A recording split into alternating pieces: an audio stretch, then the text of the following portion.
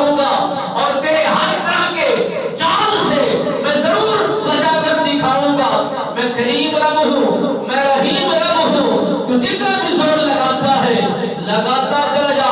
آج بھی ایمان کا اگر محاسبہ کیا جاتا ہے، ایمان کو اگر پلڑے میں رکھ کر وزن کیا جاتا ہے، ارادے کیے جاتے ہیں، تو دیکھا یہ جاتا ہے کہ انسان ابلیس کی مان رہا ہے، شیطان کی مان رہا ہے، یا رب رحمان کی مان رہا ہے۔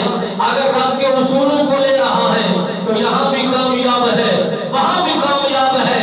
اس جھوٹے کذاب پر لعنتیں بھیج رہا ہے، جو سنانے کی وہ کوشش کر رہا ہے، بیدار ہو کر وہ ادائیگی فرض کو ادا کر رہا ہے، علل غفلت کے اندھیروں میں وہ زندگی کو بسر کر رہا ہے۔ میرے کریم رب نے فرمایا کہ اگر تو انہیں اندھیروں میں دھکیلے گا، میں اجالوں کی طرف ان کا ذہن کروں گا اور ایسی ایسی راستے ان کو عطا کروں گا، وہ مانگتے جائیں گے، میں بخشش عطا کرتا جاؤں گا۔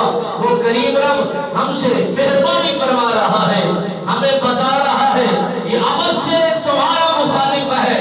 ابلیس اگر تم بچنا چاہتے ہو، اس کے مکر و فریب سے بچو اور اس کی چال سے بچو، اس کی سوچ سے بچو اور اس کے ہر طرح کے وار سے بچو گے تو اللہ کی پناہ میں رہو گے۔ اللہ حامی و ناصر ہے، وہ انسانوں کو معاف کرنے والا ہے، بخشنے کرنے والا ہے اور گناہوں سے درگزر کرنے والا ہے۔